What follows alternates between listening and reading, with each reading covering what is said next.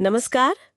आज हम एक बहुत ही खास आध्यात्मिक स्रोत पर बात करने वाले हैं। जी 10 मई 2025 की मुरली, और इसका जो मुख्य उद्देश्य है वो है मुक्ति और जीवन मुक्ति का, मतलब दुखों से पूरी तरह से आजादी बिल्कुल। और जीवन में ही स्वर्ग जैसे सुख का अनुभव, इसका एक सहज रास्ता खोजना। हाँ, और ये स्रोत देखिए ज्ञान और याद की जो शक्ति है उस पर बहुत जोर देता है। हाँ। इसमें बताया गया है कि कैसे हम सब एक तरह से दुख की दुनिया के अंत और सुख की एक नई दुनिया, जिसे स्वर्ग या सतयुग कहा गया है, उसके दरवाजे पर खड़े हैं।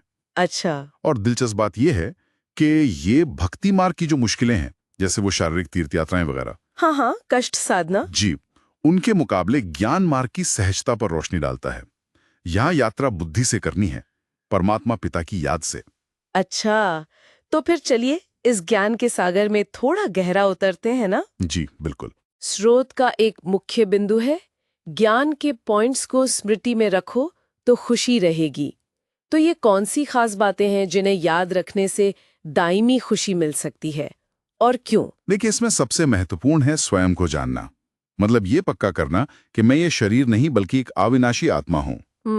और फिर रचता यानी परमात्मा पिता और उनकी रचना, मतलब ये जो दुनिया का चक्र है उसका आदि मध्य अंत, इसको समझना। अच्छा। स्रोत कहता है कि जब ये पक्का निश्चय हो जाता है ना कि हम आत्मा हैं और हमारे पिता स्वयं भगवान हैं जो हमें पढ़ा रहे हैं, हाँ। और इस पढ़ाई से हम भविष्य में स्वर्ग के मालिक बनेंगे, तो खुशी अपने आप आती है। ये भविष्य की निश्चितता और वर्तमान की जो सही पहचान है, वही खुशी का आधार है। इसमें स्वर्ग का जिक्र बार बार आता है। स्रोत में इसकी तस्वीर कैसी है? कहते हैं वहां शेर और बकरी भी साथ पानी पीते हैं।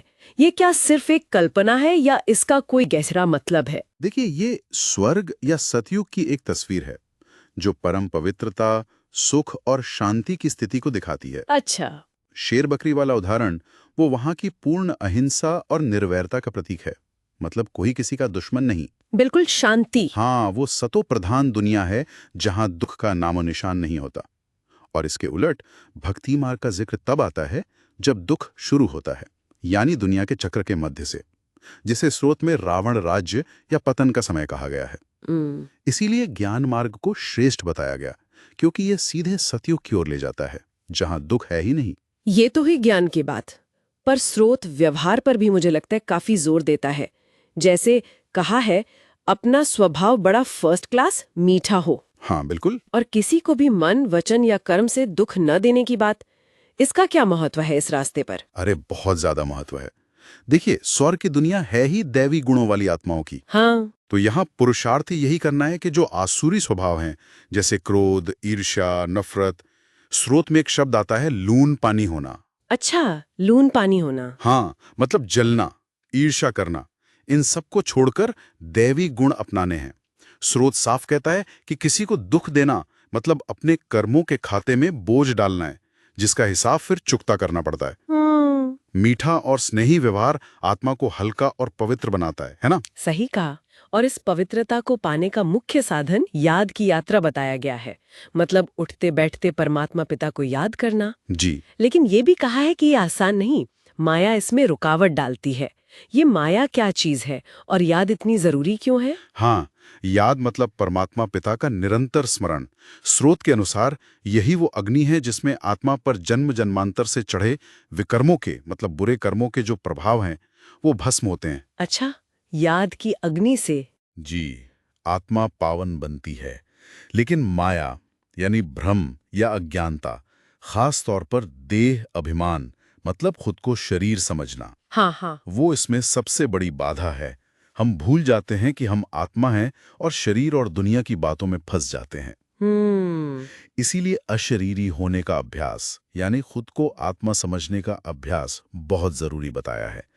इसी से वो कर्मोतीत अवस्था यानी कर्मों के बंधन से मुक्ति मिलती है। स्रोत में कुमारियों यानी अविवाहित कन्याओं की भूमिका पर भी खास ध्यान है। कहा है कि वे इस ज्ञान सेवा में बहुत मददगार हो सकती हैं अगर वे नष्टो मोहा बने। इसका क्या मतलब हुआ? नष्टो मोहा मतलब मोह से पूरी तरह मुक्त। अच्छा। अगर मन घर परिवार में, दोस्तों में या किसी भी सांसारिक व्यक्ति या वस्तु के नाम रूप में अटका रहेगा, तो परमात्मा से योग, वो कनेक्शन ठीक से नहीं जुड़ेगा। कुमारियां जिनमें एक स्वाभाविक पवित्रता होती है, अगर वो इस ज्ञान को धारण कर लें और पूरी सच्चाई और दृढ़ता से चलें, मोह मुक्त होकर सेवा करें, तो वो अनेकों को रास्ता दिखा सकती हैं। हाँ। उन्हें लौकिक आकर्षणों से ऊपर उठकर भारत को फिर से स्वर्ग बनाने की इस विश्व सेवा में मददगार बनना है। एक और चेतावनी है इसमें माया के रॉयल रूप से बचने की, जैसे मेरापन का भाव। ये मेरा पुरुषार्थ है, ये मेरी सेवा है, ये मेरे गुण हैं। इसे भी एक सूक्ष्म बंधन बताया है। ये समझना थोड़ा मुश्किल लगता है। हाँ, ये माया का बहुत महीन, बहुत सूक्ष्म रूप है। परमात्मा पिता से मिली शक्तियों या गुणों को अपना समझ लेना, मतलब तेरे को मेरा कर देना। अच्छा। अहंकार जैसा। जी, एक सूक्ष्म अहंकार जो उन्नति में बाधा बनता है। इससे मुक्त होकर कि सब कुछ बाबा का है, पिता का है, इस भावना से कर्म करने वाला ही वास्तव में माया पर जीत पाता है। और जो माया जीत बनता है वही विश्व जीत या जगत जीत बनता है। तो कुल मिलाकर इस स्रोत से हमने समझा कि सच्ची दायमी खुशी और मुक्ति का राज है स्वयं को आत्मा निश्चय करना। हाँ, परमात्मा पिता के ज्ञान को समझना और निरंतर उसकी याद में रहना, और साथ ही अपने व्यवहार को मधुर और पवित्र बनाना भी उतना ही अहम है। बिल्कुल सही।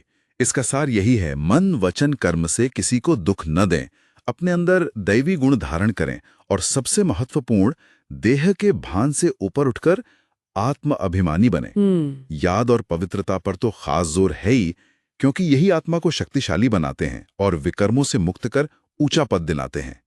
और हाँ, वो जो अहंकार के सूक्ष्म रूप हैं, जैसे मेरापन, उनसे भी बहुत सावधान रहना है। और कुमारियों के लिए एक विशेष आह्वान है कि वे मोह मुक्त होकर इस परिवर्तन के कार्य में बहुत अमूल्य योगदान दे सकती हैं। जी बिल्कुल। और आखिर में एक विचार छोड़ जाते हैं जो इस स्रोत के स्लोगन में है, विश्व परिवर्तक वही है जो किसी के नेगेटिव को पॉजिटिव में बदल दे। हाँ, ये बहुत गहरी बात है। ये सोचने वाली बात है कि हम अपने रोजमर्रा के जीवन में अपने संपर्क में आने वालों के प्रति इस नजरिए को कैसे अपना सकते हैं, कैसे हम नकारात्मकता को सकारात्मकता में बदल सकते हैं। बिल्कुल, सोचने के लिए एक बहुत अच्छा विचार है।